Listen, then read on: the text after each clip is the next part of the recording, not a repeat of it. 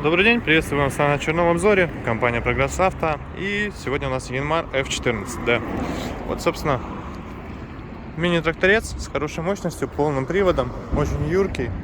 Таких тракторов по всей стране у нас ездит огромное множество.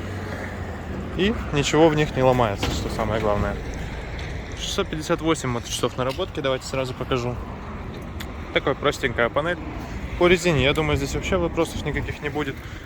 Хочется обратить внимание на то, что здесь все прям четко. То есть резина японская, но при этом износы мизерные, состояние отличное. Двухточечка,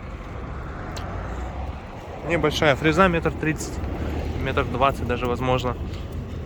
Ножи, посмотрите остатки. По этой стороне все так же четенько. Задняя шина, износ вообще отсутствует. Передняя шина чуть-чуть больше потерта. По краске, внешнему виду к этому Янмару вопросов, конечно же, никаких нет.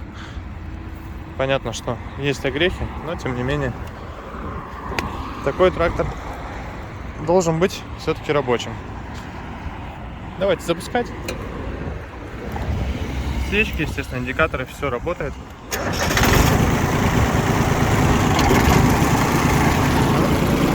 Передачу было бы неплохо, конечно же, выключить. Собственно, работа двигателя.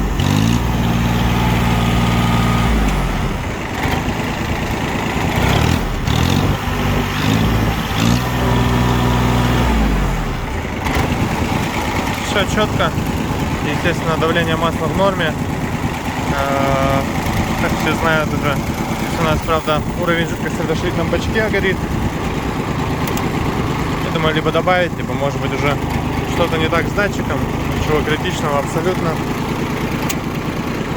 С этим мы, естественно, разберемся. Вот такой янмарчик. Передача любая, абсолютно, без щелчков, без чего-либо еще. Четко включается, не вызывает проблем. Руль крутится одной рукой, опять же, легко. Несмотря на отсутствие гидроусилителя руля в данном тракторе, рулевой механизм изношен немного, либо не изношен почти совсем, поэтому руль крутится вообще без проблем. Вот такой тракторок Янмар F14D компании Прогресс Авто. Приезжайте к нам, и мы подберем вам любой из тех, что вам нужны.